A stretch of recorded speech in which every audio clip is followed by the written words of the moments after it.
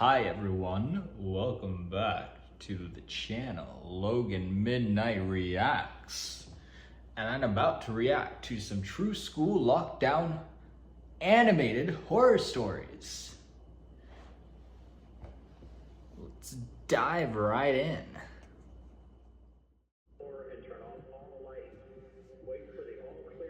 Creepy danger school lockdown incident. Growing up in a tiny community like mine, you hear about all this crazy stuff on the news. These massacres and tragedies day after day. But you think, that'll never happen here. A day came that not one of us will ever forget. I was in school watching the minutes go by, waiting until I could finally go home. I excused myself from class to go to the bathroom, but I didn't really have to This go. is by the way, as well, sorry, I almost forgot to tell you, this is by the same channel that I reacted to in the last video. I took the stall, second from the end. While scrolling through Snapchat, I tapped through a bunch of people's stories, but one person Horror Shorts Party is their name. Go check them out. That day, and whenever they stayed home These are from pretty neat school, videos. which was quite often, they always did a bunch of skits. Also scary videos. Growing up, their name was Jessie, until they came out as transgender and started going by the name Jennifer. I changed their name on Snapchat, but otherwise, I didn't really care. I wasn't friends with them, just acquaintances, because everybody knew everybody. What matters is, completely regardless of their gender, Jennifer was a nutcase. They were crazy before transitioning, and they were just as unpopular afterwards. After being on my phone for a few minutes, I decided to finish up before my teacher got suspicious. Just as I was starting to finally piss, someone walked into the bathroom. I couldn't tell if they were a teacher or a student. They were being oddly quiet. It sounded like they went into a stall, but I didn't hear it close or anything like that. Of course, I had no reason to be overly cautious, so I wrapped up and exited the stall. Right as I walked out of it, a loud sound started reverberating through the bathroom. Someone had started pissing. Then I took another couple steps and passed by a stall I thought was empty. But even though the door was open, it was absolutely occupied. I saw none other than Jennifer pissing while standing up in full view. It took everything I had to not stop and stare in shock. I forced myself to continue to the sink and wash my hands. Jennifer had enough time to finish her business at the toilet and started washing her hands in the sink next to mine.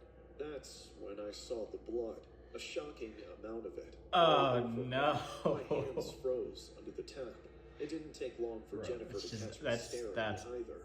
She then looked directly. I'd be running out of there. I'd be starting out of there, bro. I couldn't tell what was going through her head. When No. Jennifer turned off the faucet, she also reached over to shut off my sink as well. This action brought her close to my face, close enough for me to smell the pungent sweat in her pits. That, and the distinct metallic stench. No, I'd already be out of there. It wasn't paint, and she hadn't gotten all of it off yet. When she whispered to me, I knew there was no right answer. Every word was sealing my fate. What are you staring at, princess? Nothing. I don't have a problem with you being in here. Okay, I'm back. Okay, see, back right before we get back into it though, if you guys are still watching, please consider subscribing if you are enjoying the content. And also, if you have actually been in a real lockdown when you were going to school, if you're in school now, please let me know. Tell me your crazy experience you've had in the comments down below. I'd like to know. I never had anything crazy happen when I was going to school, so yeah, I do work at a school, but it's funny. I think it should be the other way around, because a lot of time, most of the time, there's more fire drills, like practice fire drills, than there is like lockdown practicing for an actual lockdown. And there's a higher likelihood that there be an actual lockdown than the school catching on fire. But for some reason they do more fire drills than practicing for lockdowns, for an actual lockdown. I don't know why. I'm not the one that makes those decisions. But anyway, yeah, let me know down in the comments. And yeah, please consider subscribing if you're enjoying this, and giving the video a like. Anyway, let's dive right back into it. It's not that. Okay. I just, I'm not used to people using the bathroom with the door open. That's all. Did I forget to close it? Man, my bad. I was just practicing my aim. How would you like to help me with target practice? A chill ran through my whole body. Regardless of what she meant, I wasn't sticking around to find out. I immediately turned around and ran. I sprinted down the hallway, not looking back until I was at the stairwell. My plan That's what was you to should have just done make in the sure first that she place. would follow me back to my class, maybe double back across the second floor. But then I saw her, not running, but just then exiting the bathroom. She looked at me across the distance with a look on her face I'll never forget. Then she crossed the hall and entered the classroom I came from. A moment later, the shot started. I was no hero. Any chance I might have had to warn people was long gone, and doing so might have gotten me killed anyway. I saw my exit, and I took it. By the time the massacre was over, she had killed 8 people. The first 2 were at her house. The blood I saw her washing from her hands belonged to them. Then she came to school and killed 6 more before taking the easy way out. Like a coward, she made sure she would never stand trial, never face justice for what she did, if she even had any. All we know is that our town will never be the same, and I can't stop thinking about how close I came to being one of her victims. Here we go, story 2. This is an emergency alert. Please follow lockdown procedures. Go into the nearest room. The cop school lockdown. As a school Said resource something else, officer, but I couldn't read I'm it. tasked with maintaining order in an active community of nearly 1,000 students. Recently, a case of bullying has become of particular interest. For one reason or another, got a target painted on his back. He's been picked on and humiliated by dozens of different students through various means and over an extended period of time. He's never fought back. They take his kindness for weakness and abuse it. Unfortunately, almost everything I've tried to do to remedy the situation before it went critical ended up in a terrible feedback loop. All the offending students I punished simply fed into an intensified hatred of Ivan. With little other option, I've resorted to just protecting Ivan the best I can. One day, Ivan just snapped. It was quiet that day. It must have been around 1 o'clock. Suddenly, my radio crackled, and a panicked voice shattered the quiet. Barnes, hurry! It's a building! The lockdown alarm rang. I tried to turn on my radio and ask them to repeat, but it was too late. The sounds of panic, fleeing, and screaming were pouring in from the hall, and whoever that teacher was, their hands were way too full to get back to me. I couldn't hear the location, but the voice sounded familiar. I decided to make my way to that teacher's classroom on the other side of campus. As I stepped out of the break room, I entered the hallway in the last moments of the scramble for cover. Everyone was following the drills, but under the ensuing radio silence, I couldn't get any more information. Quickly, I hustled across the school, my weapon already drawn. Moment by moment, I cleared section after section. I knew reinforcements would be on their way, but they would be waiting on my call to enter the building.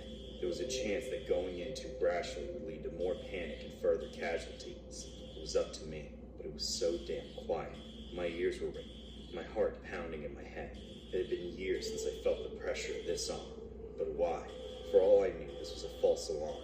Something in my gut said otherwise, ripping me right out of my head. I rounded a corner and saw there was a student at the far end of the hall. They had a knife in their hand. They were covered in blood, and they were facing me, alone, as if they heard me coming. Instantly, my arms rose up to point my gun downrange at the target.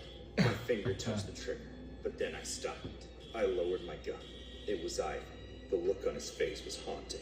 The only person he had hurt so far was himself. His forearms were gashed right down the middle.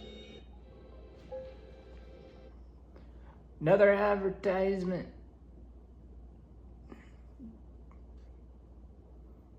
Darn ads. Okay, I'm back. Let's go. Continue. Armed Ivan, prompting him to raise the knife at me and start spewing his threats. Stay away from me! I'll kill you too! Take it easy, Ivan. It's just me. We're friends, remember? I'm not gonna hurt you. Don't call me that! You're not my friend! You don't give a shit about me! Come on, Ivan. You know that's not true. I've always looked out for you. I'm sorry about whatever happened. Then prove it! Drop your gun! Do it now! All right, I'm dropping my gun. After closing in about 20 feet, I stopped momentarily to take a knee and place my gun on the ground. Then I kept going. I could see from this distance that Ivan was shaking. You see, I did it. Now it's your turn. Put down the knife, Ivan. Now! We can work this out, Ivan, but only if we're both unarmed, okay? You're lying! You just want to put me in prison! You won't go to jail, not unless you hurt someone. We can take you to some place to get help. I don't want their help! In a split second, one of my worst fears became reality. Ivan put the blade to his throat, with nobody else around to threaten. He thought this was his only leverage, but I still took a chance. I was so close. As soon as I saw him hesitate, I pushed forward. Stay back! I'll do it! This is on you! I know you don't want to do that, Ivan. Just give me the knife. Stay away! Ivan, please! Out of nowhere, the knife came back toward me. Time froze, and the next moment I remember, I had Ivan's wrist in my hand, nearly crushing me, holding back the knife just inches from my neck. Had he been any stronger, had I been any slower, a very different sight might have been my last. Wow. In that moment, Ivan knew he had no other path forward but to comply. With my free hand, I wrenched the knife from his grasp. He offered no resistance to it. His body went limp, barely standing. I tossed the Crazy. knife behind my back, put my arm around under his Crazy. shoulders to support him before he fell. The blood loss, the adrenaline, the extreme emotions, all of it took a toll on him. With Ivan finally restrained, I arrested him under the Baker Act, giving him a bit of grace from criminal charges. He's been out of school for a while now, recovering in a mental health facility I won't disclose. I hope he's so. doing better now, because I'll never forget the moment he almost threw his life away.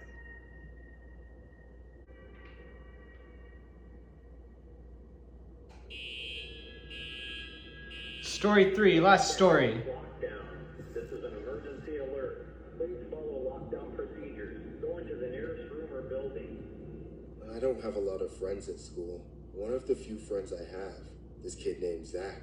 He's a full-blown incel. Kids either bully him or go out of their way to avoid him. Unlike me, he's just too weird and creepy to fade into the background. He basically came up to me and decided we were going to be friends on the first day of freshman year. And ever since then, I've just had to tolerate him. I always joke with my friends online that I only keep him Tolerate him. around because if I'm his friend, he might warn me not to come to school the next day in case the bullying finally makes him snap. One day, that joke became a reality. There was no warning, no signs of declining mental state.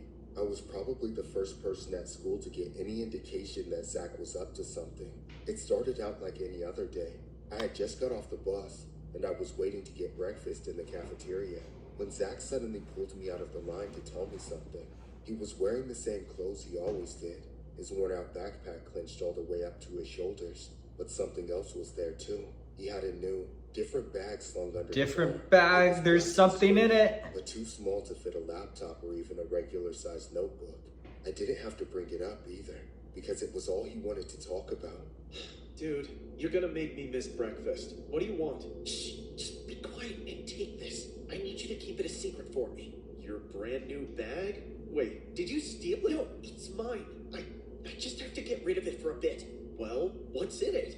It's a camera, a really expensive one. So promise me you won't open it. And you brought it to school, why?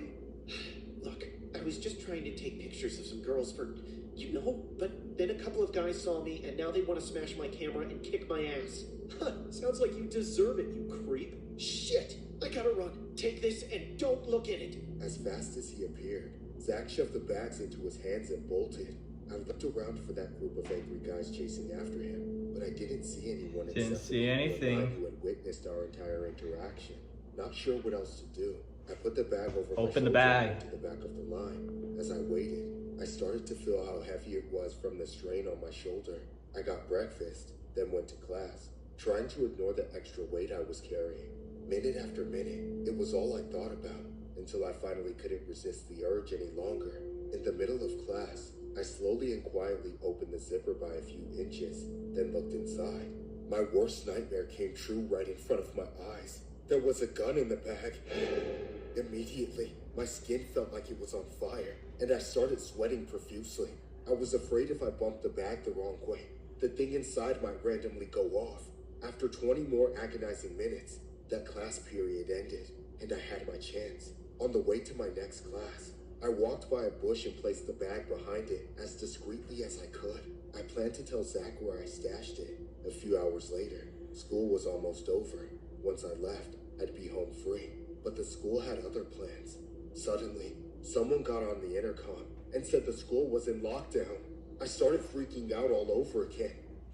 Oh, Gorgeous. oh my God.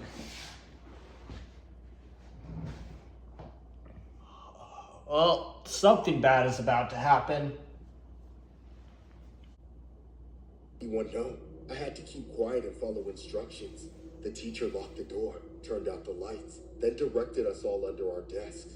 We hid there, as many kids whispered and wondered if our school was next in the string of recent shootings. Meanwhile, I was silently terrified that someone had found the bag and was using the gun inside the school. As we began to hear screaming in the halls, the mood shifted. We all still hoped it was just some stupid kids playing a crude joke, but it seemed like blood was really being spilled out there. Then, after almost an hour, the lockdown was lifted. Despite how grim things seemed, nothing bad had actually happened. I left the class with everyone a few minutes later. Then I started making my way to the buses. And just before I was able to step onto the bus, 2 police officers stopped me and told me to come with them. They led me to the principal's office, where a dozen other cops and school administrators were waiting for me. Just my luck, someone had found the bag, and I was right there on camera, stashing it. I flipped on Zach instantly, not caring about him at all, just wanting him to take the blame for the shit he dragged me into. Yeah. Worse, even though Zach got arrested for bringing the gun, I couldn't avoid getting taken into custody either. I'm in nearly as much trouble as him for knowing about it and not reporting it. All this time, I was friends with Zach as a safety measure, just for him to ruin my life. This school lockdown story was inspired by an incident involving 2 students who have been charged following a weapons call that forced the lockdown of 3 Port Colborne, Ontario schools. Niagara police say Port Colborne High, Still Street, and McKay Public were placed into hold and secure protocol amid reports of a student with a firearm. Investigators say a gun wasn't located inside Port Colborne High, near Still High, and Elkin Street after a thorough search with a canine unit. However, one would be seized at a location outside the learning facility. There were no injuries in the incident, and students were sent home early. The 2 students are facing charges connected with possessing a firearm. One of the teens has an additional charge for careless use of a firearm.